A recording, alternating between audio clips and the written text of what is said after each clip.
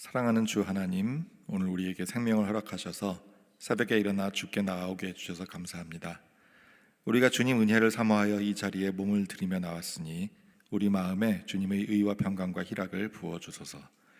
주의 말씀으로 우리 심령을 적셔주시고 우리가 기도할 때 우리를 만나주소서. 주 성령님, 우리 교회의 담임 목사로 세우신 주 말씀의 사자에게 충만히 임하여 주셔서 우리의 심령이 채워지고 주님의 큰 은혜를 계속 맛보아 알아가게 해주시고 그의 건강을 돌보아 주옵소서. 올해 시작된 사역 훈련을 통해서 우리를 세워주시기를 기도합니다. 또한 미얀마와 대만 선교봉사에 함께해 주셔서 감사합니다. 다음 주에 인도 선교봉사에 은혜 부어주시기를 기도합니다. 몸이 아픈 모든 지체들을 치료해 주세요. 주 예수님의 이름으로 기도합니다. 아멘.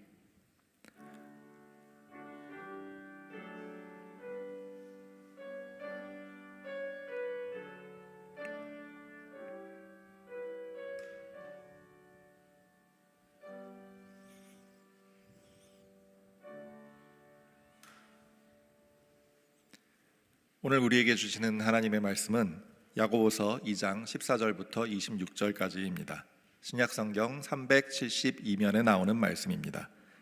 제가 한 절, 성도님들 한 절 교독하겠습니다. 내 형제들아, 만일 사람이 믿음이 있노라 하고 행함이 없으면 무슨 유익이 있으리요? 그 믿음이 등이 자기를 구원하겠느냐?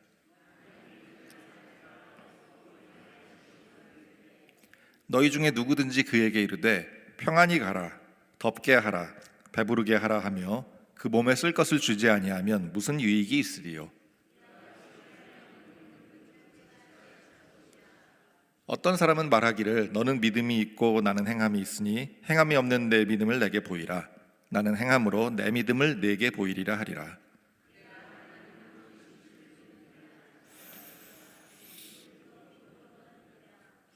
아, 허탄한 사람아, 행함이 없는 믿음이 헛것인 줄을 알고자 하느냐?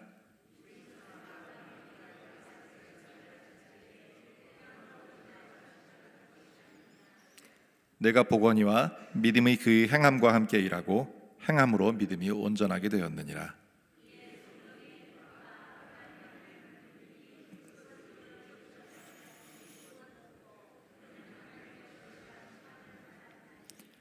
이로 보건대 사람이 행함으로 의롭다 하심을 받고 믿음으로만은 아니니라.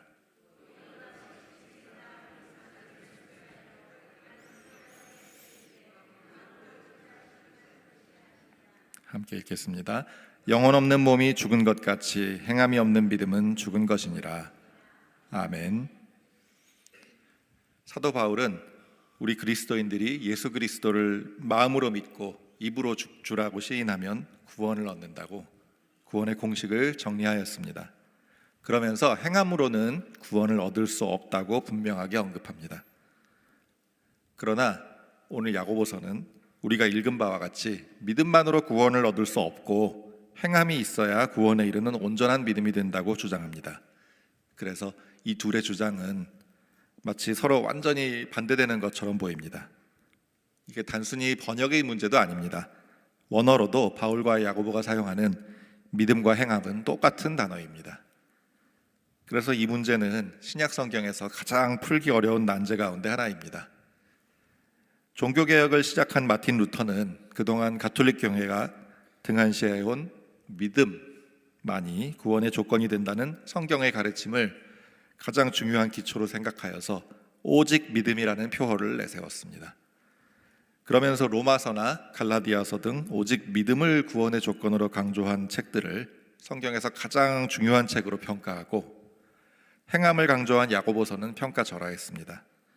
이 문제는 나중에 칼뱅과 아르미니우스의 논쟁, 장로교와 감리교의 입장 차이로도 이어집니다. 이 차이를 어떻게 이해해야 될까요? 성경에 서로 반대되는 이야기가 써 있으니까 한쪽이 틀렸다고 봐야 될까요? 성경에는 서로 반대되는 말들이 여러 곳에 등장합니다.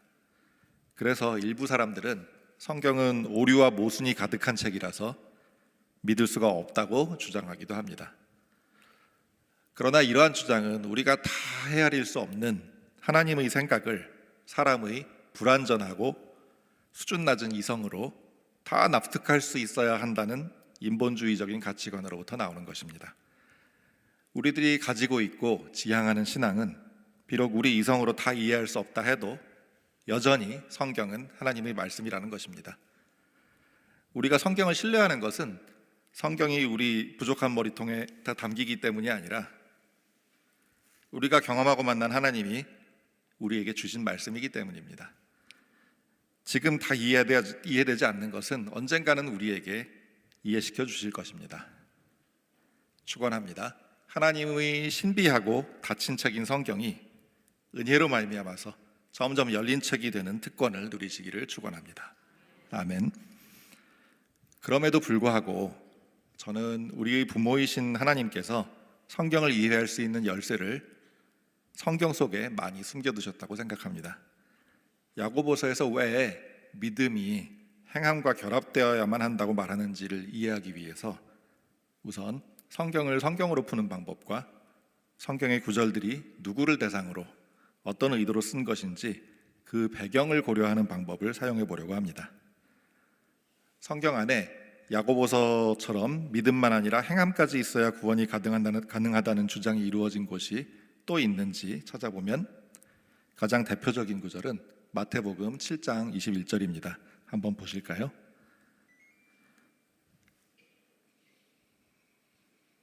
네, 감사합니다. 제가 읽겠습니다. 나더러 주여 주여 하는 자마다 다 천국에 들어갈 것이 아니요 다만 하늘에 계신 내 아버지의 뜻대로 행하는 자라 들어가리라. 아멘. 익숙한 구절이시죠? 이 구절은 유명한 산상수훈의 마지막 부분에 말을 듣고 행하는 사람이 모래가 아니라 반석 위에 집을 지은 사람이라는 예수님의 말씀과 함께 등장합니다. 이 구절의 의미는 야고보서와 비슷합니다. 주여 주여 하고 예수님을 부를지라도 예수님의 말씀을 행함이 없으면 소용이 없다는 것입니다.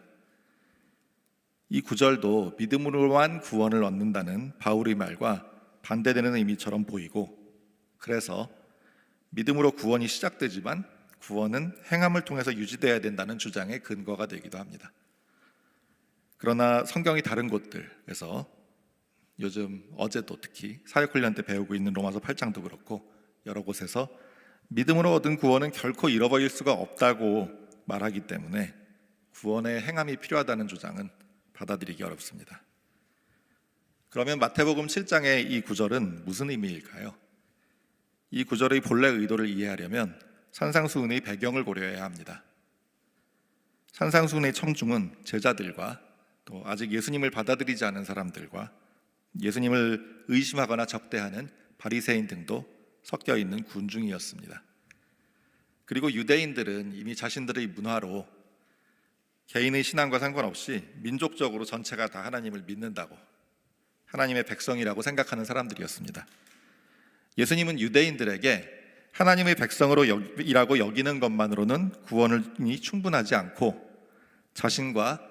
예수님 자신과 예수님이 선포하는 하나님 나라를 각자가 받아들여야 구원을 확실하게 할 수 있다고 말씀하셨고, 이를 인정할 수 없었던 바리새인과 제사장 등 당시의 종교 귀족들에게 죽음을 당하셨습니다. 그러므로 예수님이 마태복음 7장 21절을 말한 대상은 예수님을 구원자로 믿는 제자들이라기보다는 훌륭한 종교인으로 여겨서 당시의 존칭인 주여, 주여 하면서 불러주는, 그러나 아직 예수님을 믿지 않는 사람들이라고 보는 것이 자연스럽습니다. 아무리 예수님을 위대한 스승이나 훌륭한 선생이라고 평가를 해도 회개하고 예수님과 하나님 나라를 받아들이라는 예수님의 말을 행하지 않으면, 즉 예수님을 믿지 않으면 소용이 없다는 말이지, 이미 예수님을 믿은 사람이 산상수훈의 규칙들을 다 행하지 않으면 구원이 무효라는 말이 아닙니다. 산상수훈에 대한 더 자세한 이야기는 내일 금요성령 기도회에 오시면 들으실 수 있습니다. 제가 산상수훈을 주제로 설교를 하거든요. 잠시 설교를 빙자한 홍보였습니다. 그러면 마태복음 7장과 믿음으로 얻는 잃어버릴 수 없는 구원, 즉 결코 정죄함이 없는 삶, 어제 사역훈련에서도 배우셨죠. 로마서 8장에 결코 정죄함이 없다. 이 두 가지는 서로 충돌하는 내용이 아니라고 확인을 할 수가 있습니다. 오늘의 본문인 야고보서는 어떻게 이해하면 될까요? 야고보서 내용 역시 그 그 비슷한 내용인 마태복음 7장처럼 배경을 살펴보는 것이 단서가 됩니다. 야고보서는 1장 1절에서 그 대상이 누구인지 밝히면서 시작합니다. 1장 1절에 써 있는 대로 흩어져 있는 12지파입니다. 즉 유대인으로 교회에 들어와 있는 사람들입니다. 예수님의 동생 야고보가 예루살렘 교회의 지도자였던 그 사도행전의 기록으로 미루어 볼 때 그는 유대인을 대상으로 사역을 했을 것이고, 그러니 자연스럽게 유대인들을 대상으로 편지를 썼을 것입니다.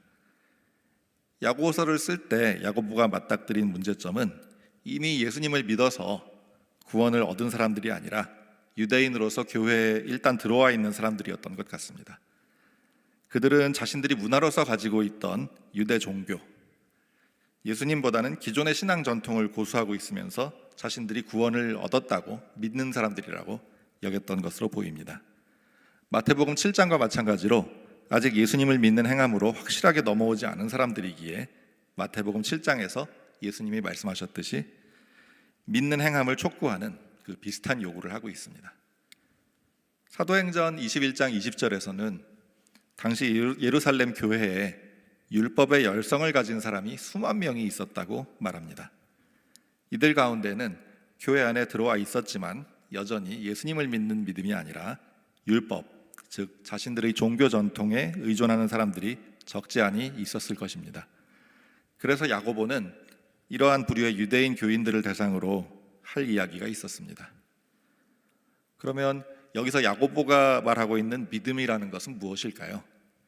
단어는 똑같지만 바울이 말하는 예수님을 받아들이는 믿음이라고 보기는 어렵습니다. 오늘 본문에서 야고보는 이른바 행함이 없는 믿음의 사례를 두 가지를 들고 있습니다.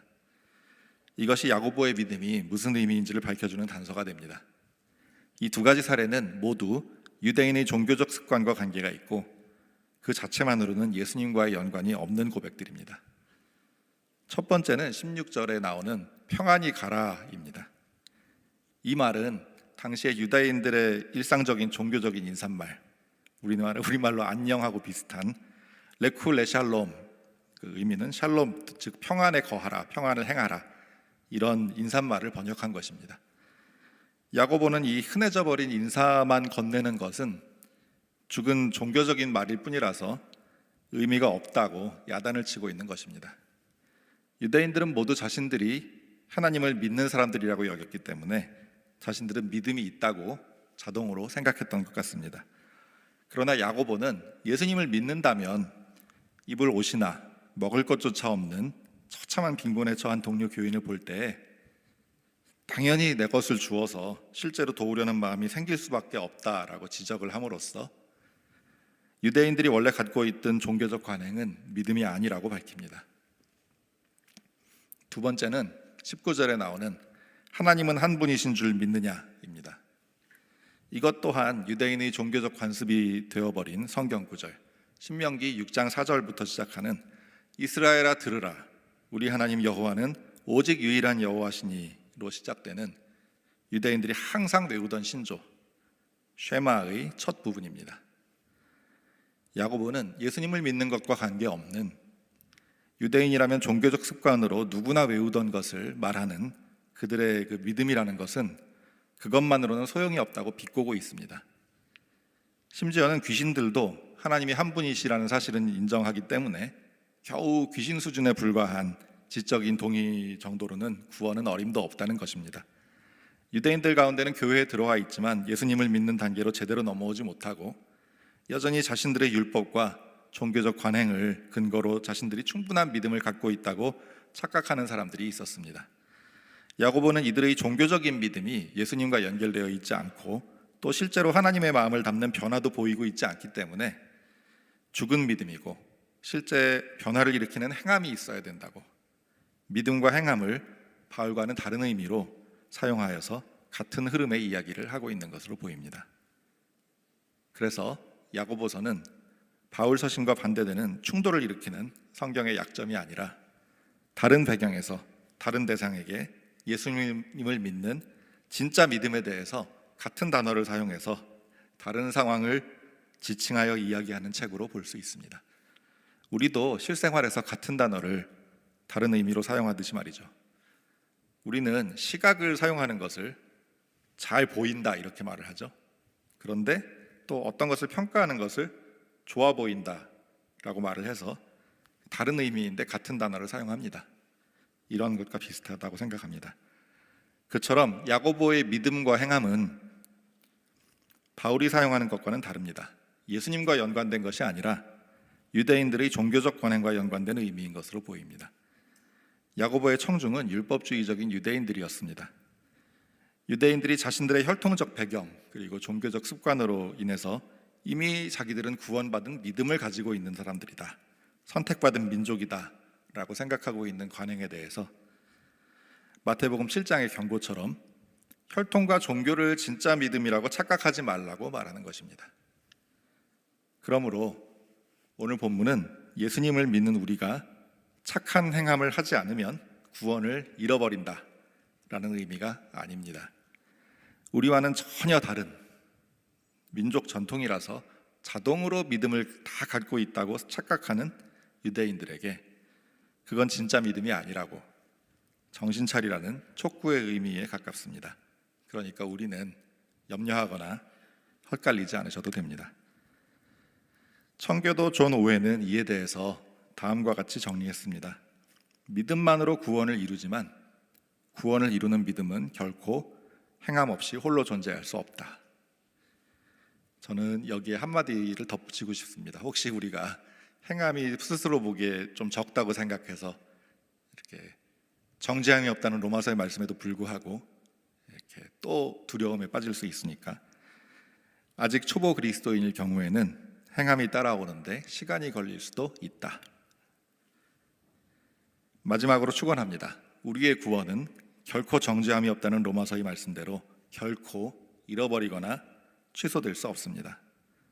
성경이 이를 증명하고 있고 우리 안에 계신 성령님이 이를 보증하십니다. 성령님이 우리 안에 오셨는데 우리가 뭘 좀 잘못한다고 해서 하지 못한다고 해서 또 도로 떠나실 수 있는 관계가 아닙니다. 그렇기 때문에 확실한 것이 구원입니다. 이 진리가 점점 더 실제가 되어서 점점 평안하고 행복한 삶을 누리는 우리 모두 되기를 주의 이름으로 축원합니다. 아멘. 찬송가 191장 두 번 부르시고 기도의 자리로 나아가겠습니다.